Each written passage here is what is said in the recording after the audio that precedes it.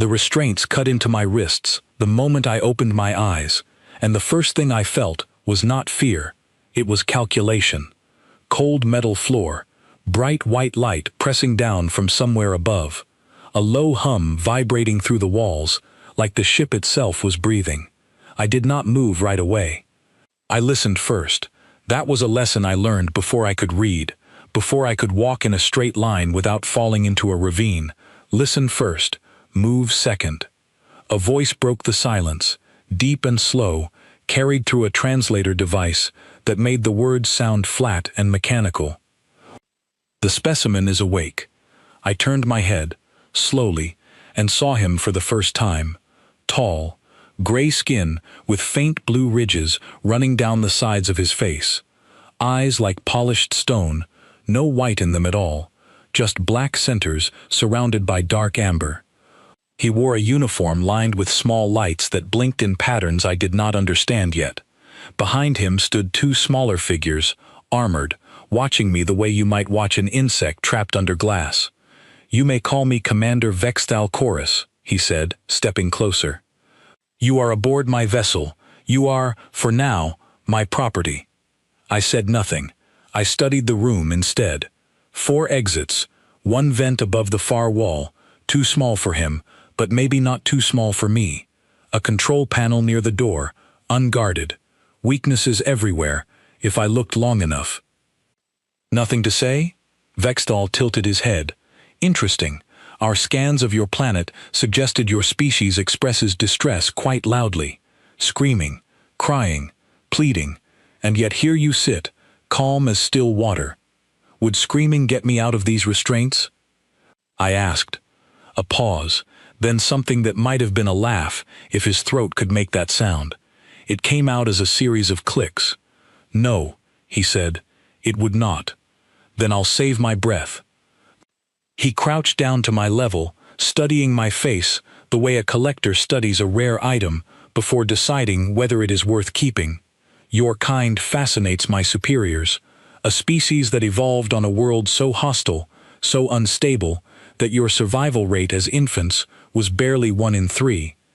Predators larger than any creature we have catalogued, storms that could strip skin from bone, diseases that mutated faster than your medicine could track them. And somehow, you climbed out of that world and built cities, built ships, reached the stars, in your own clumsy way." "We didn't climb out," I said. "We fought our way out. There's a difference." His amber eyes narrowed slightly, though I couldn't tell if it was interest or amusement. "Yes, fighting. That is the part I find hardest to believe. Our records show your species has one of the lowest pain thresholds among any spacefaring race we have encountered. Your nerve endings fire distress signals at the faintest provocation. A scrape, a bruise, a broken bone sends your kind into a state you call shock, where your bodies simply shut down from the overload." "That's true," I said, because it was, and there was no point lying about biology. "So explain to me," he said, leaning closer, "how a species so fragile, so quick to break, managed to survive a world that kills stronger creatures every single day." I looked him directly in his black-centered eyes. "Maybe you're asking the wrong question." "And what is the right question?" "Not how fragile we are," I said. "How much we can take before we stop." Something flickered across his face. Not quite doubt, not yet. Just the first small crack in a belief he had probably held his entire life, a belief drilled into him by every report, every scan, every lesson about the galaxy's weaker species. He stood up straight again, the moment of curiosity folding back into command. "We shall see. I have ordered a tolerance assessment. It is standard procedure for new specimens, nothing permanent, simply a measurement of your threshold, so my crew understands exactly what they are dealing with." "Sounds fun," I said flatly. "You misunderstand," he said, walking toward the door. "It is not meant to be fun for you." The door slid open with a hiss, and 2 of his crew entered, carrying a device that looked like a thin metal bracelet lined with small nodes. I recognized the design instantly, even without understanding the technology behind it. It was built to apply pressure, to test limits, to find the exact point where a body gives up. I had seen cruder versions of the same idea back home, built by hands, not machines, used by people who wanted to prove something about themselves by breaking someone else. They fastened it around my wrist. Vexthal stood by the door, arms folded, watching with the calm interest of someone who already believed he knew how this would end. "Begin," he said. The device hummed to life. A pulse of pressure spread up my arm, sharp and building, the kind of sensation designed to make a body flinch, to make eyes water, to make a voice crack. I felt it. I want to be clear about that. It was not painless. It was not something I simply ignored through sheer will. It hurt, in a real and immediate way. But pain, where I come from, is not a stop sign. It is information. Back on my world, before I could walk without stumbling, my grandmother taught me to sit with discomfort instead of running from it. She said the ground itself would hurt you if you let it. The wind would hurt you, the insects, the water, the very air during certain seasons. If you flinched away from every hurt, you would never take a single step outside, and then something larger and hungrier would find you anyway. So I sat with it now. I let my breathing slow instead of quicken. I let my mind separate the sensation from the reaction, the way I had done 100 times before, kneeling beside a wound that needed cleaning, or walking for hours on a leg that had been bitten by something venomous, because stopping meant dying, and dying was not an option I had been given the luxury of considering. The device climbed higher in intensity. I watched the small crew member operating it glance toward Vexthal, uncertain, checking readings that clearly did not match his expectations. "Increase it," Vexthal said, his voice carrying the first trace of impatience. They increased it. I closed my eyes for exactly 3 seconds, not from weakness, but to steady the rhythm of my breath, the way I had done during storms that tore roofs off houses back home. When I opened them again, I looked straight at Vexthal, and I did not look away. "Is that all it does?" I asked. The room went quiet. Even the hum of the device seemed to fade into the background. Vexthal's expression shifted, just slightly, the confidence in his posture cooling by a few degrees. "That is not possible," said the crew member, holding the controls, his translator stumbling slightly over the words, as if his own surprise was leaking through the device. "The readings show significant nerve response. She should be incapacitated."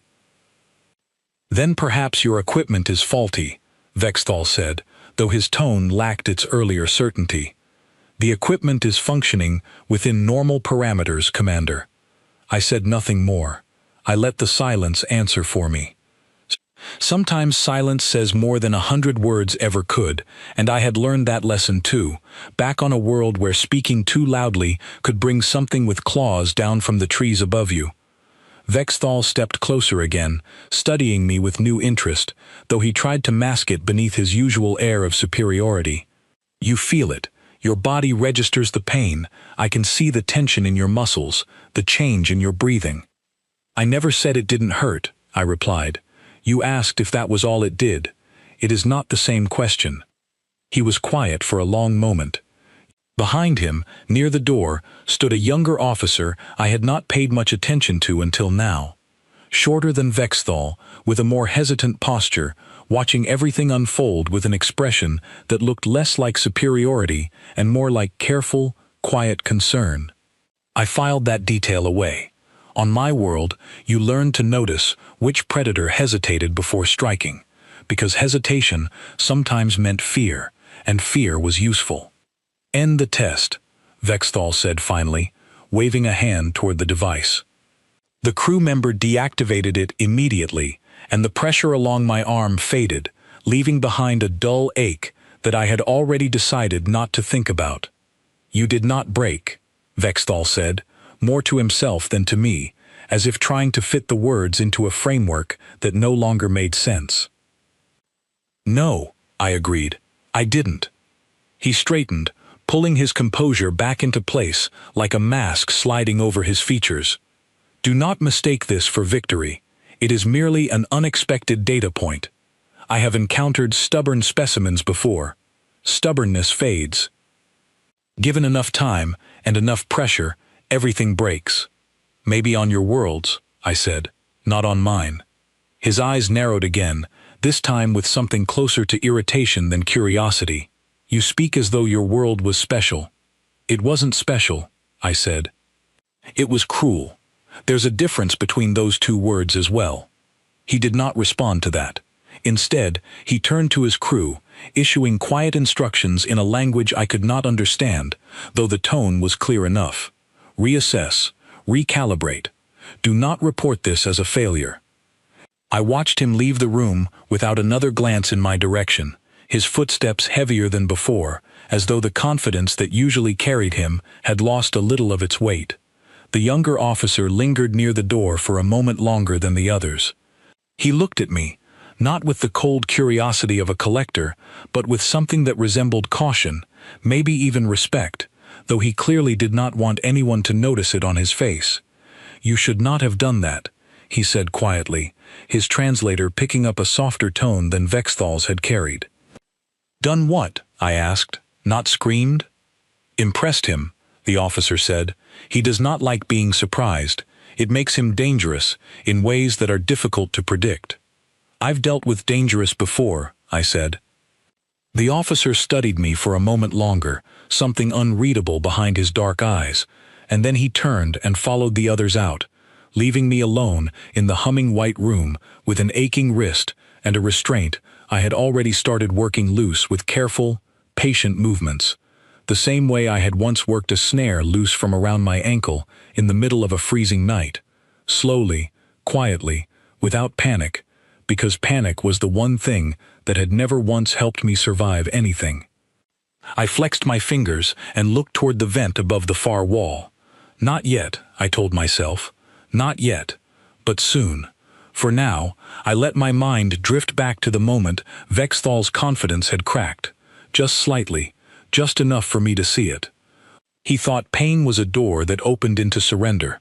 Where I came from, pain was simply the price of staying alive, paid over and over again until it became as familiar as breathing. He had no idea what he had actually brought aboard his ship. And somewhere deep inside me, beneath the calm and the calculation, a small, sharp thought settled into place, patient and certain, the kind of thought that had kept me alive through storms and predators and diseases that should have ended me a dozen times over. He was going to learn. They moved me to a smaller holding chamber after the test, one without a vent above the wall, which told me they had noticed my earlier glance more carefully than I expected. The room was narrow, lined with the same white light, a single bench bolted to the floor.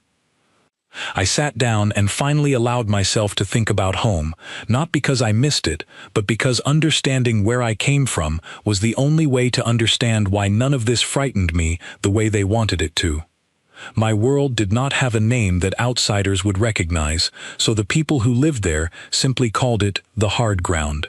It was not poetry. It was description. The gravity alone was nearly twice what I later learned was standard among most spacefaring worlds, which meant every bone in a growing body had to fight simply to hold itself upright. Children who survived infancy grew thick, dense muscle just from the act of walking, running, climbing. Children who did not survive infancy were not spoken about often, because grief, like everything else on the hard ground, was a luxury rationed carefully so it did not slow down the living. The storms came twice a year, tearing across the plains with winds that could strip bark from trees and skin from anything unlucky enough to be caught outside. My grandmother used to say the storms were not trying to kill you, they simply did not care whether you lived or died, and that indifference was somehow worse than malice, because malice could be reasoned with, bargained with, understood. Indifference could not. Then there were the creatures. Predators the size of transport vehicles, with senses sharp enough to track a heartbeat through solid rock. We built our homes partly underground, not for shelter from weather, but from teeth. Every child learned the alarm calls before they learned to read. Every child learned to move without sound before they learned to run. And then there was the sickness, a parasite carried by insects that could turn a healthy person feverish within hours, delirious within a day, and gone within a week if the right herbs were not found in time. My own mother had survived it twice. My father had not survived it at all. By the time I was 10 years old, I had already buried more people I loved than most humans on gentler worlds would bury in a lifetime. That is not something I say for sympathy, it is simply the truth of where I came from, and truth was the only currency that mattered on the hard ground. Lies got people killed. Comfortable stories got people killed. Only truth, however sharp, kept you breathing another day. So when Vexthal asked how my body could endure his tests, he was asking the wrong question, just as I had told him. My body was not special. My body registered pain exactly as any human body would. What was different was everything built around that pain, layered over years of learning that discomfort was not an emergency. It was simply Tuesday. The door to my holding chamber opened without warning, and the younger officer from before stepped inside, glancing over his shoulder before the door slid shut behind him. He looked nervous, in a way that told me he was not supposed to be here. "You should not be alone with the specimen," I said, using their own word deliberately, watching his reaction. "I am aware," he said. His translator carried a slightly different tone than Vexthal's, less flat, almost hesitant. "My name, in a form your language can manage, would sound something like Skarn." "Mara," I said, deciding there was no reason to hide something as simple as a name. "Mara," he repeated carefully. I wanted to understand something. The tolerance test. "You felt genuine pain. The readings confirmed it.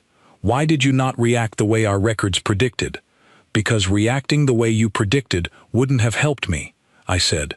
"On my world, panic gets you killed faster than almost anything else, so you learn not to panic. You learn to feel something terrible and keep moving anyway." Skarn studied me for a long moment, his dark eyes flicking briefly toward the door, as if checking that no one else could hear this conversation. "I have studied your species' historical records. Wars, diseases, famines.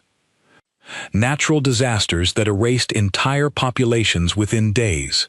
Your species has been driven to the edge of extinction more times than almost any other spacefaring race we have documented, and yet you kept returning, kept rebuilding, kept expanding outward into the stars despite every single setback." "That's the short version," I said. "Commander Vexthal does not believe the historical records," Skarn said. "He believes they are exaggerated, or that your species has grown weaker since those events took place, softened by whatever comforts your later technology provided. He believes the Deathworld population your original records referenced no longer represents your species accurately." "He's wrong," I said simply. "About me, at least." "I suspected as much," Skarn said, something in his voice that almost sounded like relief, though I could not be certain what that relief meant yet. "He intends to escalate. The tolerance test was only the beginning. He does not like being surprised, and your composure surprised him greatly. He will search for a way to prove his original assumption correct, because his position within the fleet depends on the accuracy of his assessments." "So he's not testing me anymore," I said. "He's testing his own reputation." Skarn's head tilted slightly, the closest thing to a nod I had seen from him. "That is a more accurate way to describe it, yes." I studied him for a moment, weighing whether this conversation was genuine curiosity or some kind of trap designed to make me lower my guard. But something in the careful way he spoke, the way his eyes kept drifting toward the door, told me this was not sanctioned. He was risking something by being here, and creatures who risk something usually have a reason beyond simple mockery. "Why are you telling me this?" I asked. Skarn hesitated, and for a moment I thought he might not answer at all. Then he said, quietly, "Because I do not believe cruelty makes for good study. I joined this fleet to understand other species, not to break them for entertainment. Commander Vexthal has grown accustomed to a certain kind of victory over the specimens he catalogs. I do not think he understands what he has actually brought aboard this vessel." "And what do you think he's brought aboard?" I asked. Skarn met my eyes directly, something careful and deliberate in the gesture, as though he had chosen his next words long before he entered this room. "Something that has already survived worse than anything he can devise. I have read enough of your species' history to recognize the pattern. Your kind does not simply endure hardship. You are shaped by it, refined by it. The commander believes pain is a weakness he can exploit. I believe, based on everything I have studied, that pain is where your species becomes most dangerous." The words settled over me like a weight, not unpleasant, but heavy with implication. Skarn was not warning me out of fear for my safety. He was warning me because some part of him understood exactly what was coming, and he wanted to make sure I understood it too, before it arrived. "What happens now?" I asked. "I do not know exactly what he plans," Skarn admitted. "But I know he will not simply return you to standard holding after what happened today. He will want a larger demonstration, something the entire crew can witness, something that will erase the doubt his own officers are beginning to feel." "A demonstration," I repeated slowly. "A combat trial, most likely," Skarn said. "It is a practice used on specimens from species believed to possess physical capability worth documenting. He will pair you against one of our soldiers, expecting a swift and clear outcome that reinforces his original assessment." I sat with that information for a moment, turning it over carefully, examining it from every angle the way I had once examined a trap left behind by something with claws, looking for the parts that might work in my favor rather than against me. "When?" I asked. "I do not know precisely," Skarn said. "Soon, I suspect. The commander does not tolerate uncertainty for long." "Then I should probably start preparing," I said, more to myself than to him. Skarn studied me for a long moment, and something shifted behind his dark eyes, an expression I could not fully translate, though it looked almost like curiosity mixed with something gentler, something closer to hope. "You are not afraid," he said. It was not quite a question. "I'm always a little afraid," I admitted. "Fear isn't the problem. Letting it decide what I do next, that's the problem." Skarn nodded slowly, filing the words away, the same way I had filed away every detail of this ship since the moment I woke up inside it. "I should go before I am noticed," he said, moving toward the door. He paused before it slid open, glancing back at me one final time. "For what it is worth, Mara, I do not believe the commander understands the mistake he has made." "Neither do I," I said, "but he will." Skarn left without another word, the door sealing shut behind him with a quiet hiss, leaving me alone again in the narrow white room with nothing but my own thoughts and the dull ache still lingering in my wrist. I thought about the combat trial Skarn had described, turning the idea over carefully. A soldier trained by an empire that had likely never faced true desperation, never faced a world that tried to kill them every single day simply by existing. A soldier who had probably trained in controlled environments, structured drills, predictable outcomes. That was not the kind of opponent that frightened me. The hard ground had taught me things no structured drill ever could. It had taught me that when something bigger and stronger comes for you, you do not fight fair, because fair fights are a luxury for worlds that are not actively trying to kill their own people. You fight to end things quickly, decisively, using whatever advantage the moment provides, because hesitation is the one mistake the hard ground never forgave.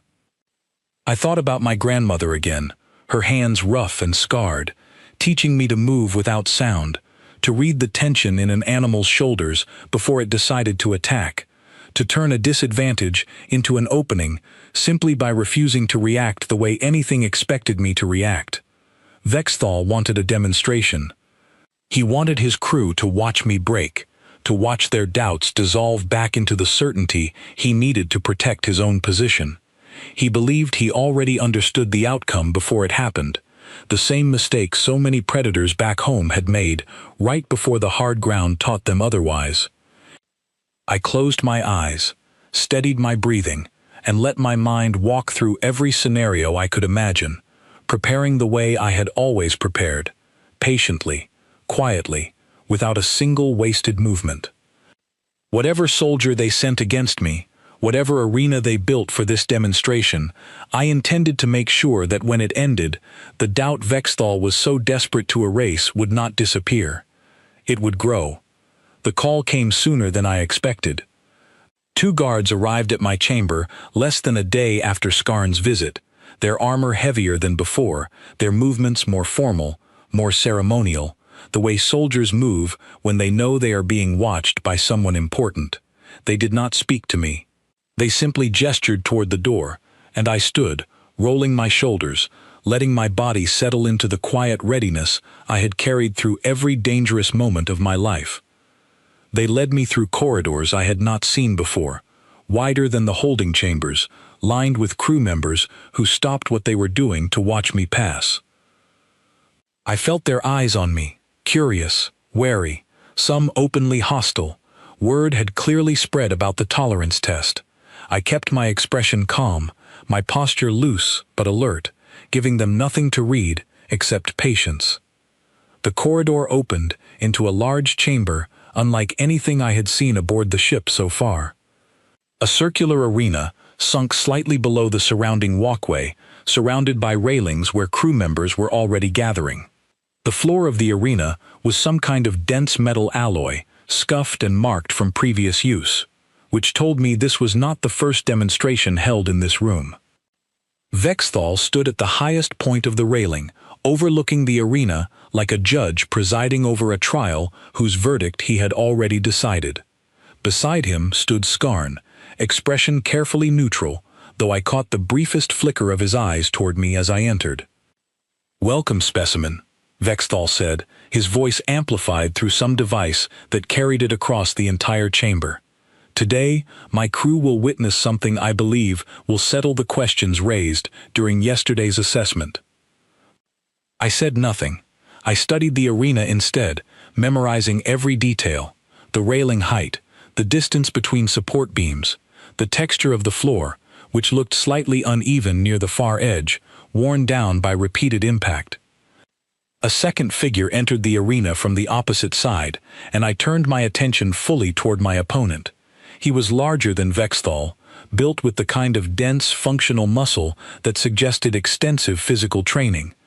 His armor was lighter than a standard soldier's, clearly designed for mobility rather than heavy protection, and he carried no visible weapon, which told me this trial was meant to test raw physical capability, not tactics or tools. "This is Draka," Vexthal announced, gesturing toward the soldier. "One of my finest close combat specialists. He has faced opponents from 7 different species and has never once been defeated in formal trial. Today, he faces you." A ripple of low sound moved through the gathered crew, something between amusement and anticipation. I understood the shape of it even without a full translation. They believed this was already over. "The rules are simple," Vexthal continued. "The trial ends when one combatant can no longer continue, or yields. Lethal force is not the intention, though injury should be expected. Do you understand?" "I understand," I said, my voice steady, carrying clearly across the quiet arena. "Then let us begin," Vexthal said, stepping back from the railing with the satisfied posture of someone who believed the outcome was already decided. Draka moved into the center of the arena, rolling his shoulders, settling into a stance that looked practiced, disciplined, the product of years of structured training. He watched me the way a trained fighter watches an unfamiliar opponent, careful, measuring, waiting for me to reveal something about my approach before committing to his own. I did not give him anything to measure. I simply walked forward, unhurried, my posture relaxed in a way that seemed to unsettle him slightly, as though my calm did not fit whatever pattern his training had prepared him for. He struck first, a fast, controlled blow aimed at testing my reaction speed rather than ending the fight immediately. I stepped aside, letting the strike pass close enough to feel the displaced air against my skin, and I did not counter. I wanted to see more of what he had before I committed to anything. He struck again, faster this time, a combination meant to overwhelm through speed and precision. I absorbed part of it, letting my body angle away from the worst of the impact, taking the rest against muscle that had been conditioned since childhood to endure far worse than a trained soldier's fists. The crew above went quiet. Draka's confident expression flickered, just slightly, the same crack I had seen in Vexthal's composure the day before. He had expected me to fall after that combination. His training, his experience against 7 other species, had taught him that a strike of that intensity ended most confrontations quickly. It had not ended this one. I felt the impact settle into my body, a sharp, real pain radiating through my side where his final blow had landed. I let myself feel it fully, the way my grandmother had taught me, acknowledging the sensation without allowing it to dictate my next movement. Pain was information, nothing more. Draka pressed his advantage, moving faster now, more aggressive, clearly working to end the trial before the crowd's uncertainty grew any larger. I let him come, watching the rhythm of his movements, the slight predictability that comes from training built around expected patterns rather than genuine desperation. He had never fought something that refused to follow the rules his training assumed. I stepped into his next strike rather than away from it, closing the distance instead of retreating, catching his arm and turning my body in a motion I had learned not from any formal instruction, but from wrestling larger predators away from smaller siblings back on the hard ground, where technique mattered less than the absolute refusal to let go once you had committed. Draka's balance broke, just slightly, and I used that fraction of an opening to drive my elbow into the side of his ribs, hard, using the full weight of my body behind the motion. He staggered, surprise flashing across his features, clearly unaccustomed to an opponent capable of turning his own momentum against him. The crowd above shifted, murmurs rising now, no longer confident, no longer amused. Draka recovered quickly, his training reasserting itself, and he came at me again, faster, more forceful, clearly frustrated by the unexpected resistance. I took another solid hit, this one across my shoulder, hard enough to send a jolt of pain down my arm, hard enough that a lesser will might have stumbled or hesitated. I did neither. Instead, I let the impact carry me sideways into a controlled roll, coming back up faster than he expected, closing the distance again before he could reset his stance. This was the part of fighting that no structured training could fully prepare a person for, the raw, ugly, desperate refusal to stay down, the kind of resilience only forged by a world that offered no other option. I drove forward, low, using my smaller frame to my advantage, wrapping around his leg and pulling with everything my body had left, using leverage instead of raw strength, the same technique I had once used to pull a wounded neighbor away from something with claws twice her size. Draka's balance finally gave out completely, and he crashed to the arena floor with a heavy, echoing impact. I did not hesitate. I moved on top of him immediately, pinning his arm at an angle that made further struggle painful without causing lasting damage, exactly as the rules Vexthal had outlined required. Draka struggled for a moment, testing the hold, searching for an opening, and finding none. The arena went completely silent. "Yield," I said quietly, not out of cruelty, but because ending this cleanly mattered more to me than proving anything further. There's no reason to make this worse for either of us. Draka's breathing was ragged, his earlier confidence completely gone, replaced by something closer to disbelief. For a long moment, he said nothing, his body tense beneath mine, and I wondered if he might try to push through the pain rather than accept defeat in front of his commander and his crew. Then, quietly, almost too quiet for the amplification devices to catch, he said, "I yield." I released him immediately, stepping back, allowing him space to rise on his own, because there was no honor in prolonging someone's humiliation once the outcome had already been decided. He climbed to his feet slowly, favoring his side where my elbow had connected, refusing to meet my eyes as he limped toward the edge of the arena. I turned my attention upward, toward the railing, toward Vexthal, whose expression had transformed entirely from the calm certainty he wore at the start of the trial. His posture was rigid now, his amber eyes fixed on me with something that looked almost like disbelief mixed with the first genuine flicker of concern I had seen from him since waking up aboard this ship. The crew around him were silent, their earlier amusement completely gone, replaced by something heavier, something closer to unease. I could feel the shift in the room, the way the atmosphere had changed from anticipation of my defeat to quiet, uncertain reassessment of everything they thought they understood about the species they had captured. "This proves nothing," Vexthal said finally, his voice carrying across the arena, though it lacked the confident authority it held only minutes earlier. "One trial, one outcome. It does not overturn generations of documented data regarding your species' physical limitations." "Then run another trial," I said, my voice steady, despite the ache spreading through my shoulder and side. "I'll be here." His jaw tightened, a small, involuntary reaction that told me more than any words could. He had not expected this outcome. He had staged this entire demonstration to erase doubt, and instead, he had planted it deeper into every mind watching from above. "Return the specimen to holding," Vexthal said abruptly, turning away from the railing before I could respond, his movements sharp, controlled, the posture of someone working very hard to maintain composure in front of an audience that had just watched his certainty crumble. The guards moved to escort me from the arena, and as I walked past the railing, I caught Skarn's eyes for a brief moment. He did not smile, exactly, but something in his expression carried quiet, careful satisfaction, the look of someone watching a theory finally proven correct after being dismissed for too long. I said nothing as they led me back through the corridors, though I noticed the crew's reactions had shifted entirely from earlier. Fewer stares filled with mockery, more filled with something closer to wariness, even respect, though respect was clearly not a comfortable feeling for most of them. Back in the narrow holding chamber, alone again, I finally allowed myself to acknowledge the pain properly, rolling my shoulder carefully, testing the bruised muscle along my side. It hurt.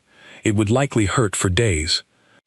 But pain was simply the cost of the moment, paid the same way I had paid it 100 times before, and the cost had purchased something valuable.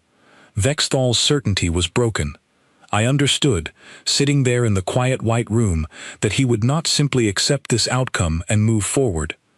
Men like him, commanders whose entire authority rested on being right, on maintaining the narrative that justified their power, did not respond well to being proven wrong in front of their own crew. He would escalate. He would search for some other way to reclaim the certainty he had lost today. And when he did, I intended to be ready, patient, and unbroken, exactly as I had always been, exactly as the hard ground had shaped me to be since before I could remember anything else. 2 days passed without any visits, which told me almost as much as a conversation would have. Silence, in my experience, usually meant someone was planning rather than reacting, and Vexthal did not seem like a person who reacted without a plan for very long. When the door finally opened, it was not Skarn who entered, and it was not a pair of guards escorting me to some new demonstration. It was Vexthal himself, alone, stepping into the narrow chamber with a stillness that felt different from his earlier confidence. This was not the posture of a commander performing for an audience. This was something quieter, more personal. "Leave us," he said to the guard stationed outside, and the door slid shut, sealing the two of us in together. "No crowd this time," I said, watching him carefully. "Interesting choice." "The crowd is not the point any longer," Vexthal said, his voice lower than before, stripped of the amplified authority it carried in the arena. "I have spent the last 2 days reviewing every record my fleet possesses regarding your species, your history, your wars, your survival against odds that should have ended your kind a dozen times over." "And what did you learn?" I asked. "That I was wrong about the nature of your resilience," he said, and something in his voice carried genuine difficulty admitting it. I believed your species' visible expression of pain indicated weakness. I understand now that expression and tolerance are not the same measurement. Your kind feels everything fully and continues regardless. That is a more dangerous trait than simple numbness ever could be. I studied him carefully, uncertain whether this admission was genuine reflection or another kind of test, a softer approach meant to lower my guard where the tolerance device and the combat trial had failed. "So what happens now?" I asked. "Now," he said, stepping closer, "I intend to understand this trait personally, rather than through devices and soldiers who cannot fully explain what they witnessed." Something in his tone shifted the air of the room, and I felt my instincts sharpen, the same quiet alertness that had kept me alive through storms and predators and every other threat the hard ground had ever presented. This was not curiosity anymore. This was a commander whose entire reputation had been damaged in front of his crew, searching for a way to reclaim it through whatever means remained available to him. "You intend to test me yourself," I said. "I intend to succeed where my equipment and my soldier failed," he said, and for the first time I heard something beneath his controlled tone that sounded almost like desperation. The particular kind of desperation that comes from a person watching their authority slip away and refusing to accept it quietly. He reached toward a panel near the door, and restraints extended from the wall behind me, locking around my wrists before I could react, pulling my arms back against the cold surface. I did not struggle, not because I had given up, but because struggling against a mechanism you do not yet understand only wastes energy you may need later. "This will not be like the tolerance device," Vexthal said, circling slowly, studying me the way a predator studies wounded prey, searching for the angle that promises the fastest result. That device measured pain through numbers on a screen.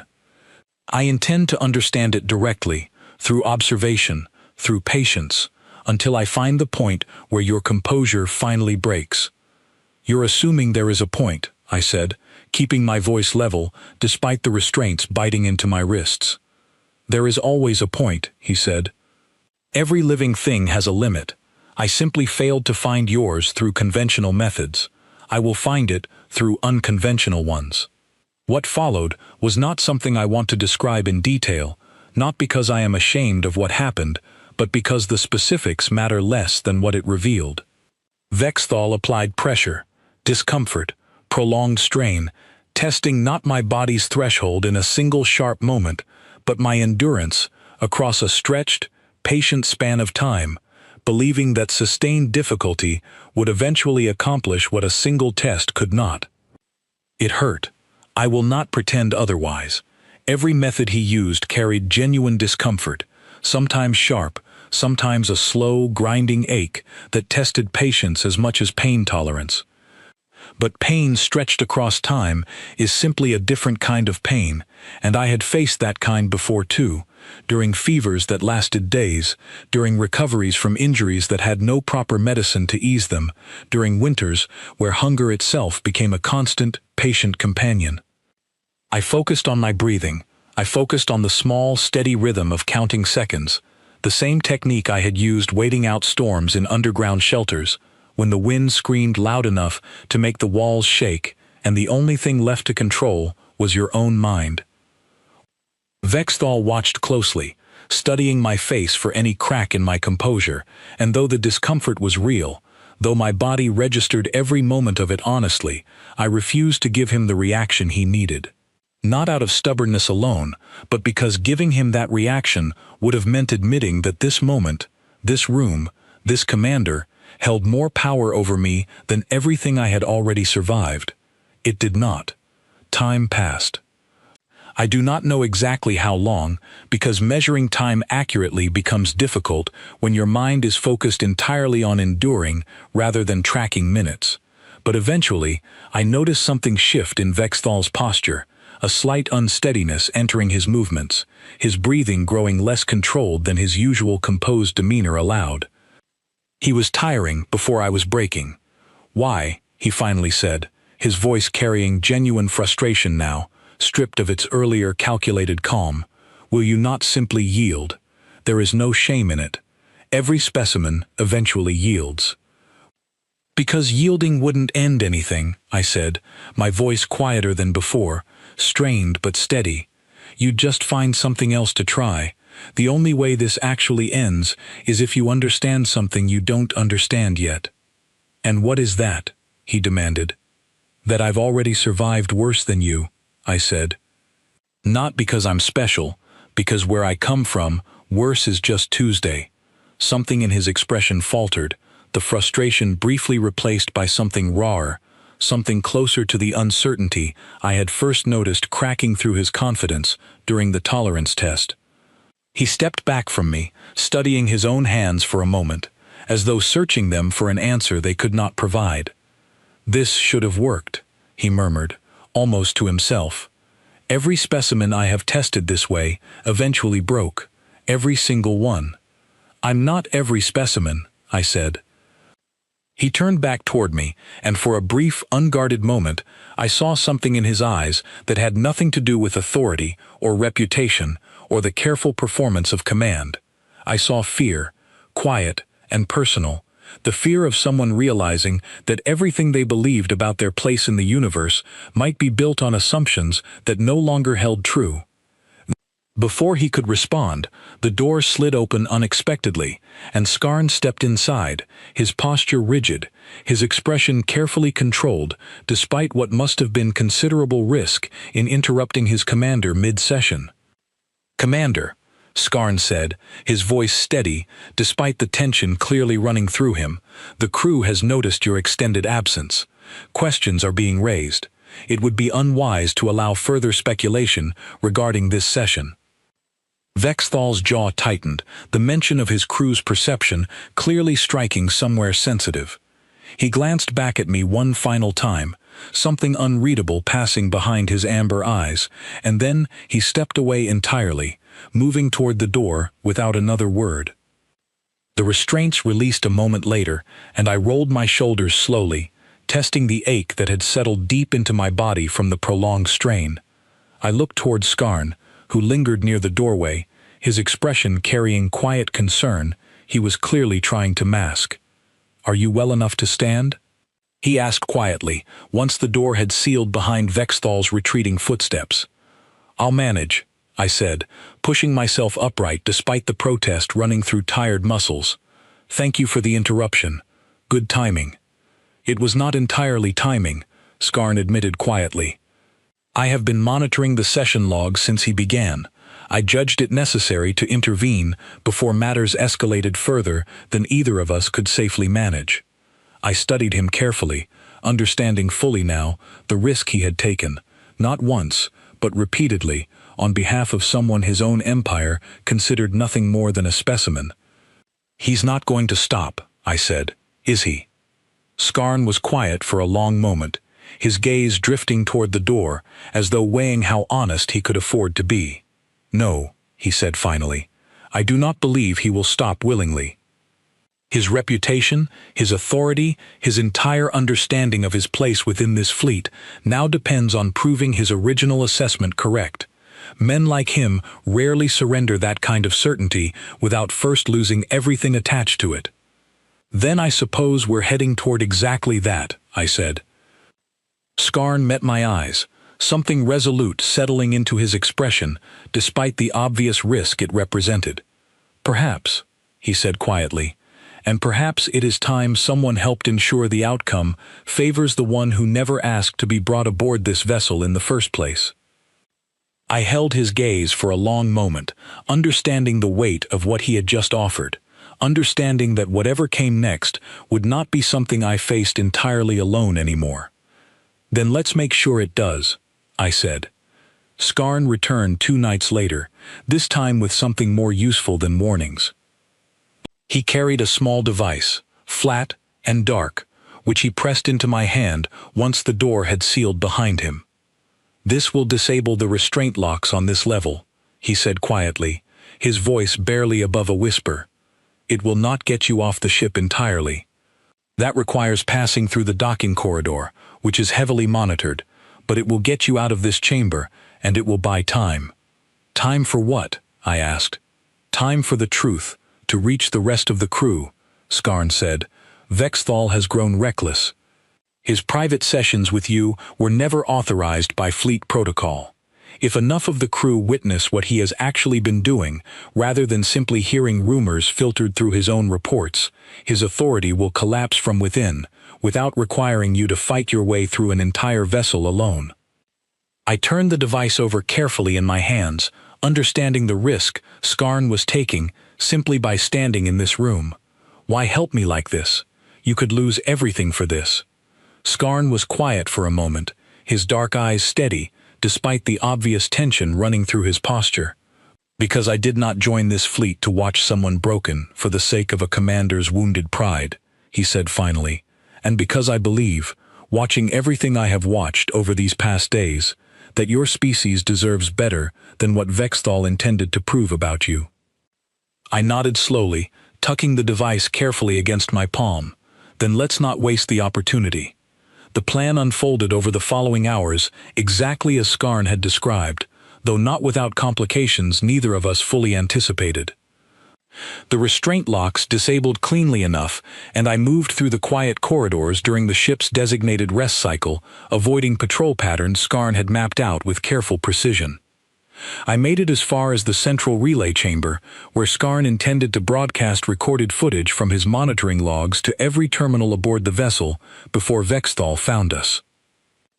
He stood in the doorway, flanked by 2 guards, his expression carrying none of the careful composure he usually wore. This was rawer, angrier, a commander watching his authority slip away in real time and refusing to accept it without one final confrontation. I should have expected this, Vexthal said, stepping into the chamber, his eyes moving between me and Skarn with cold, calculating fury. Betrayal from within my own crew. It is not betrayal to refuse cruelty, Commander, Skarn said, his voice steadier than I expected, given the obvious danger of the moment. It is exactly that, Vexthal snapped, when it undermines the authority this entire vessel depends upon.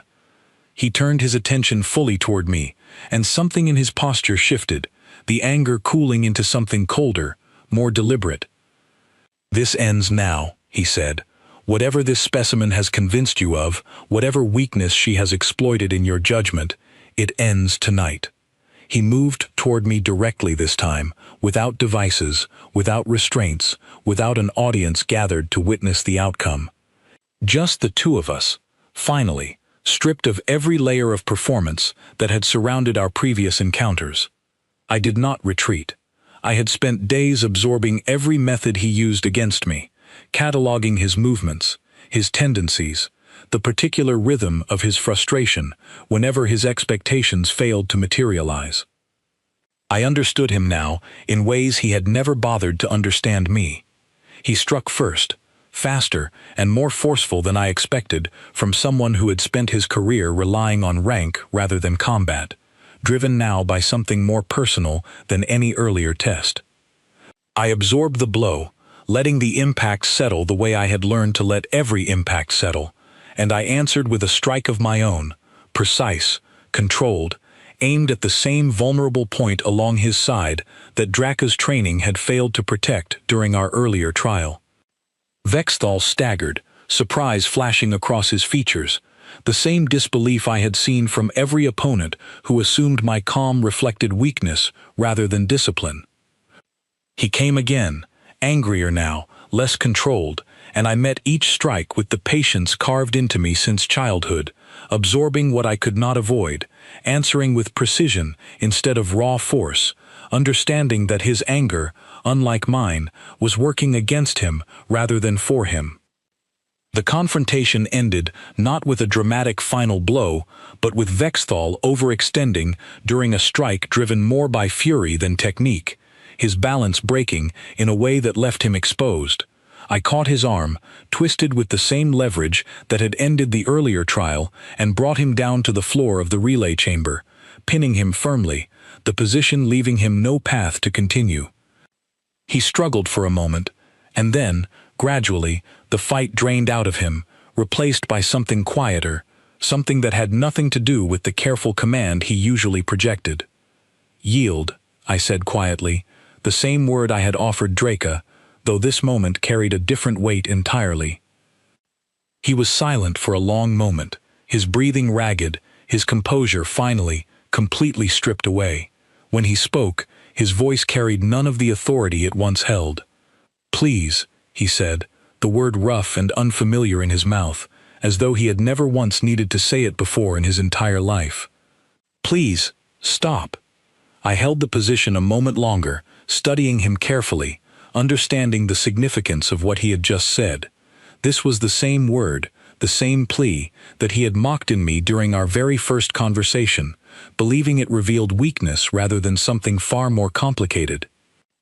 "You mocked pain when it came from me," I said quietly, "called it proof my species was fragile.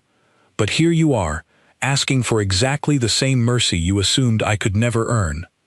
He said nothing, his eyes fixed on the floor, the silence carrying more honesty than anything he had said since I first woke up aboard this vessel. I released him slowly, stepping back, allowing him space the same way I had allowed Draca space after our trial ended. There was no honor in prolonging someone's collapse once the outcome had already settled into place. Skarn stepped forward, addressing the two guards who had entered with Vexthal, both of whom had lowered their weapons at some point during the confrontation, watching their commander's defeat with expressions I could not fully read. "The footage has already reached the primary terminals," Skarn said calmly. "Every member of this crew now understands exactly what occurred aboard this vessel over these past days." Vexthal remained on the floor, silent, the weight of everything he had lost settling visibly across his posture. His authority, built carefully over years of maintaining the narrative of his own certainty, had collapsed entirely, not through some grand act of violence, but through the simple, undeniable truth finally reaching the people who once trusted his judgment without question. I looked down at him one final time, and something in me, some old, careful instinct from a world that never offered easy answers, considered what justice actually meant in this moment. He had caused genuine harm, genuine suffering, driven by nothing more than wounded pride and a refusal to accept that his assumptions about my species were wrong. But I also understood something he never had. Mercy was not weakness. It never had been. It was a choice made from strength, offered by someone who no longer needed to prove anything to anyone, least of all to the person who had spent days trying to prove otherwise. "I'm not going to hurt you further," I said quietly. "Not because you deserve mercy, because I don't need to prove anything else to you. You already learned everything I needed you to learn." He looked up at me then, something complicated passing behind his amber eyes, understanding settling slowly into place, the same understanding that had cracked through his composure days earlier during a simple tolerance test that had started all of this. Word of what occurred aboard the vessel spread quickly through the wider fleet in the days that followed, carried by crew members who no longer felt obligated to protect a commander whose judgment had been so thoroughly discredited. Vexthal was relieved of his command, though what became of him afterward was never something I spent much time considering. Some chapters simply close, and dwelling on them accomplishes nothing. Skarn, through some combination of careful diplomacy and the undeniable evidence he had gathered, eventually secured safe passage for me back toward human space, an outcome neither of us had fully expected when this entire ordeal began. Standing in the docking corridor during my final hours aboard that vessel, I thought back to Vexthal's very first words to me, his casual mockery of a species he believed understood only fragility, only weakness, only the loud, visible expression of suffering that he mistook for an inability to endure it. He was wrong, in the end, about almost everything he believed regarding my kind. Pain was never our weakness. It was simply the price we had always been willing to pay, over and over, across every storm and every predator and every impossible winter our world had ever thrown against us, and we had paid that price willingly, because the alternative, quitting, disappearing, accepting defeat, had simply never been an option worth considering. Skarn found me before I departed, offering something that almost resembled a farewell gesture from his own culture, awkward but genuine. "Your species," he said quietly, "will not be easily categorized again, not after this." "Good," I said. "We were never meant to be easy to categorize." He nodded slowly, understanding settling into his expression, and as I finally stepped away from that vessel, carrying nothing but the bruises and the memories of everything survived aboard it, I understood something simple and certain about the strange, difficult journey that had brought me here. Where I came from, pain was never the end of the story. It was only ever the beginning of proving exactly how far a person was willing to go before they finally, truly, stopped. And I had never once, in my entire life, been willing to stop.